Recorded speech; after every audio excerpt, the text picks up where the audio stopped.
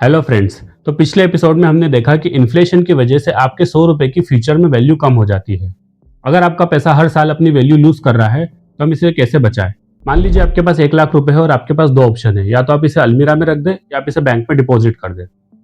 मान लीजिए आप इसे अलमीरा में रखते हैं तो 10 साल बाद भी आपको 1 लाख रुपए मिलेंगे, लेकिन उसकी परचेसिंग पावर 60,000 के आसपास रह जाएगी।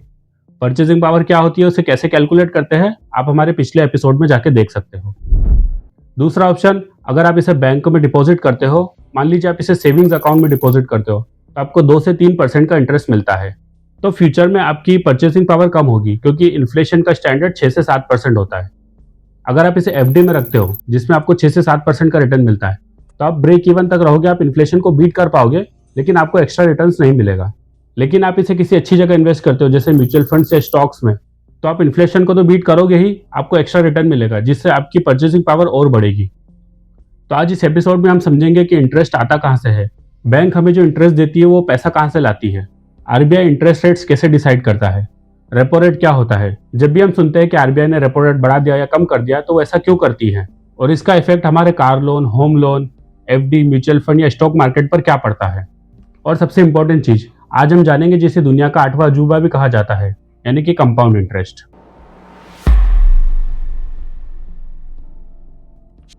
इमेजिन कीजिए आपके फ्रेंड को कुछ पैसों की जरूरत है, लेट्स से 10,000 रुपए की जरूरत है। वो आपको बोलता है भाई 10,000 रुपए दे दे, 1 साल बाद लौटा दूंगा। आप उसे दे देते हो। 1 साल बाद वो आपको 10,000 रुपए ही लौटाता है, तो आपको क्या मिला? कुछ भी नहीं। आप 1 साल तक उस 10,000 रुपए को यूज नहीं कर पाए, आपके पैसों पर इन्फ्लेशन हुई, और ये रिस्क भी था कि शायद वो 10,000 रुपए देगा या नहीं देगा। इसी कंपनसेशन को इंटरेस्ट कहते हैं। सिंपल भाषा में बोले तो interest is a cost of borrowing if you are a borrower, और it's a reward for lending if you are a lender. Simple example से समझते हैं, आप बैंक से लोन लेते हो तो बैंक आपसे इंटरेस्ट लेता है। आप ईएमआई पर कोई चीज खरीदते हो तो उसका इंटरेस्ट लगता है, या आप बैंक में पैसे डिपॉजिट करते हो या एफडी करवाते हो तो आपको इंटरेस्ट मिलता है। तो हर जगह एक ही कॉन्सेप्ट है कि मनी हैज टाइम वैल्यू। आज के 100 रुपए फ्यूचर के 100 रुपए से ज्यादा वैल्यूबल है। अब बहुत लोग सोचते हैं कि अगर हम एफडी करवाते हैं या सेविंग्स अकाउंट में पैसे रखते हैं तो बैंक हमें इंटरेस्ट देता है। तो बैंक वो पैसे लाता कहाँ से है? एक्चुअली बैंक एक मिडिल मैन है। मान लीजिए 100 लोगों ने मिलकर बैंक में 1 करोड़ रुपए डिपॉजिट किए, तो वो हर डिपॉजिटर को 6% इंटरेस्ट दे रहा है। लेकिन वो उसी 1 करोड़ को car loan, business loan, home loan या अदर पर्सनल लोन्स में बोरोवर्स को देगा, जो कि 8 से 12% तक हो सकता है। तो ये जो बीच का डिफरेंस है, यही बैंक की अर्निंग है। इसे कहते हैं नेट इंटरेस्ट मार्जिन। अब ये क्वेश्चन आता होगा कि ये 6%, 12% ये डिसाइड कौन करता है? बैंक डिसाइड करती है या गवर्नमेंट डिसाइड करती है? सबसे पहले समझिए कि बैंक के पास भी कभी कभी पैसे कम पड़ जाते हैं। जब बोरोवर्स ज्यादा हो जाते हैं तब बैंक किसके पास जाता है? दूसरे बैंक के पास। हाँ, कभी कभी जाता है, लेकिन सबसे बड़ा लेंडर है रिजर्व बैंक ऑफ इंडिया। तो आरबीआई को बैंकों का बैंक भी कहा जाता है। और बैंक जिस इंटरेस्ट रेट से आरबीआई से पैसा बोरो करती है उसे कहते हैं रेपो रेट। यानी repo rate is interest charge by RBI to banks. Imagine कीजिए एक इलेक्ट्रॉनिक शॉप है जो अपने प्रोडक्ट्स डायरेक्ट फैक्ट्री से खरीदती है। अगर फैक्ट्री अपने प्रोडक्ट की सेलिंग प्राइस बढ़ा दे तो शॉपकीपर भी अपने कस्टमर्स के लिए प्राइस बढ़ा देगा।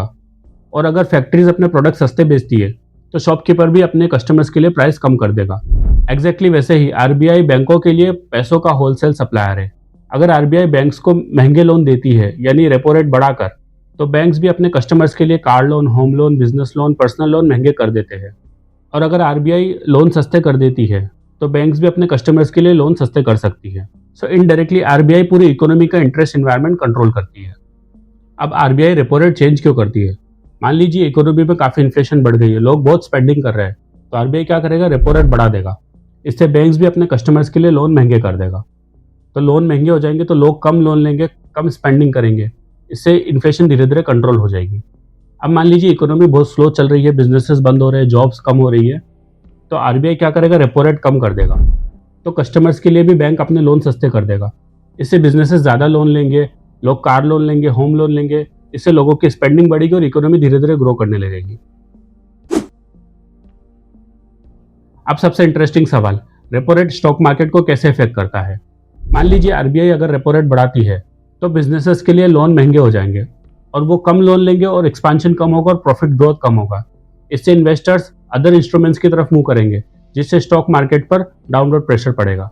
और अगर आरबीआई रेपो रेट्स कम करती है तो लोन सस्ते हो जाएंगे, तो कंपनी ज़्यादा बिजनेस लोन्स लेगी, जिससे एक्सपेंशन ज़्यादा होगा और प्रॉफिट ज़्यादा होगा। और अच्छे रिटर्न्स के लिए लोग स्टॉक मार्केट में वापस इन्वेस्ट करने लगेंगे। इससे स्टॉक मार्केट में अच्छी ग्रोथ देखने को मिलेगी। लेकिन एक इंपॉर्टेंट पॉइंट, ये कोई गारंटेड रूल नहीं है। मार्केट काफ़ी फैक्टर्स से इफेक्ट होता है, इंटरेस्ट रेट्स उन्हीं में से एक हैं। अब एक प्रैक्टिकल क्वेश्चन, हम सब सुनते हैं कि होम लोन की ईएमआई 28,000 रुपये, कार लोन की ईएमआई 14,000 रुपये। तो बैंक ईएमआई कैलकुलेट कैसे करती है? ईएमआई 3 फैक्टर्स पे डिपेंड करती है, loan amount, interest rates and loan tenure, यानी कि कितने समय के लिए लोन चलाना है। अगर आपका लोन अमाउंट ज़्यादा है तो आपकी ईएमआई भी ज़्यादा होगी। अगर आपका इंटरेस्ट रेट ज़्यादा है तो आपकी ईएमआई ज़्यादा होगी। अगर आपका लोन टेन्योर ज़्यादा है तो आपकी ईएमआई कम होगी, लेकिन आपको ओवरऑल ज़्यादा इंटरेस्ट पे करना पड़ेगा। और अगर आपका लोन टेन्योर कम है तो आपकी ईएमआई ज़्यादा होगी, लेकिन आपको इंटरेस्ट कम पे करना पड़ेगा। और एक इंटरेस्टिंग फैक्ट, जब भी हम ईएमआई पे करते हैं तो शुरुआत में ज़्यादातर हिस्सा इंटरेस्ट पे करता है और बहुत कम हिस्सा प्रिंसिपल पे करता है। और जैसे जैसे धीरे धीरे लोन का बैलेंस कम होता है, तब प्रिंसिपल में ज़्यादा अमाउंट पे होता है और कम अमाउंट इंटरेस्ट में पे होता है। अगर हम लोन की शुरुआत में ही एक्स्ट्रा पेमेंट या रीपेमेंट कर दें तो हम इंटरेस्ट के लाखों रुपए बचा सकते हैं। अब ईएमआई में से कितना हिस्सा प्रिंसिपल अमाउंट में जाता है और कितना हिस्सा इंटरेस्ट अमाउंट में जाता है, ये हम ऐसे कैलकुलेट कर सकते हैं। मान लीजिए आपका 10 लाख का लोन है 8% इंटरेस्ट रेट से, तो आपकी मंथली ईएमआई होगी 8,364 रुपये। अब आपका 8% इंटरेस्ट रेट है तो मंथली इंटरेस्ट रेट हो जाएगा 0.66%। तो 10 लाख पर आपको एक महीने का इंटरेस्ट 6,666 रुपये लग रहा है। तो आप 8,000 रुपये की जो किस्त दे रहे हो, इसमें से 6,666 इंटरेस्ट को जा रहा है और बाकी बचा हुआ प्रिंसिपल अमाउंट में जा रहा है। अब जब नेक्स्ट ईएमआई आप पे करोगे तो आपका बैलेंस बचा है 10 लाख माइनस 6,666। अब इस बैलेंस पर आपको 0.66% का अगले महीने इंटरेस्ट रेट लगेगा, जो कि आपकी अगली ईएमआई से आप 8,000 पे करोगे तो अब इंटरेस्ट में कुछ कम अमाउंट जाएगा और प्रिंसिपल में थोड़ा ज़्यादा अमाउंट जाएगा। ऐसे करते करते 20 साल बाद आपका मेजर पोर्शन प्रिंसिपल को जाने लगेगा और कम अमाउंट इंटरेस्ट को जाने लगेगा। अब बात करते हैं सिंपल इंटरेस्ट की। ये काफ़ी सिंपल है और हर किसी को पता होगा। Simple interest actually principal amount पर इंटरेस्ट देता है हर साल। मान लीजिए आपने 10,000 रुपये इन्वेस्ट करे हैं 10% ईयरली रेट के हिसाब से 20 साल के लिए, तो आपको पहले साल 1,000 मिलेगा, दूसरे साल भी उस 10,000 पर 10% मिलेगा यानी कि 1,000, तीसरे साल भी 1,000। ऐसे करते करते आपको 20 साल तक टोटल इंटरेस्ट 20,000 रुपये मिल जाएंगे। अगर आप टोटल अमाउंट देखें प्रिंसिपल के साथ तो आपको 20 साल बाद 30,000 रुपये मिल जाएंगे। अब बात करते हैं कंपाउंड इंटरेस्ट की। यह है गेम चेंजर।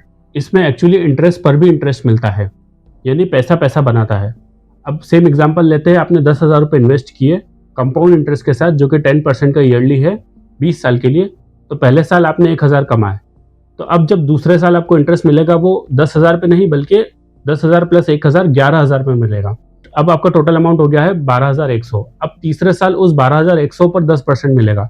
ऐसे करते करते अगर आप 20 साल तक जाएंगे तो करीब करीब आपको 57,000 का इंटरेस्ट मिलेगा, और इसको प्रिंसिपल के साथ जोड़े तो आपको टोटल 67,000 रुपये मिलेंगे 20 साल बाद, जो कि सिंपल इंटरेस्ट से कंपेयर करें तो डबल से भी ज़्यादा है। कंपाउंड इंटरेस्ट और सिंपल इंटरेस्ट इस फॉर्मूले से हम कैलकुलेट कर सकते हैं। अब एपीआर और एपीवाई क्या होता है, ये दो टर्म्स जनरली कंफ्यूज करती है। एपीआर होता है एनुअल परसेंटेज रेट, ये सिर्फ इंटरेस्ट रेट होता है, और एपीवाई होता है एनुअल परसेंट यील्ड, इसमें कंपाउंडिंग इंक्लूड होती है। अगर एपीआई 10% है और उसमें कंपाउंडिंग इंक्लूड कर दी जाए तो एपीवाई बन जाता है 10.47%। इसलिए सिर्फ इंटरेस्ट रेट्स नहीं देखना चाहिए, हमें एपीवाई कंपेयर करना चाहिए। तो आज हमने सीखा कि इंटरेस्ट रेट्स क्या होता है, रेपो रेट क्या होती है, बैंक्स पैसे कैसे कमाती है, आरबीआई रेपो रेट क्यों कंट्रोल करता है, और रेपो रेट का स्टॉक मार्केट पर क्या इफेक्ट पड़ता है, simple interest, compound interest, continuous compounding and APR and APY.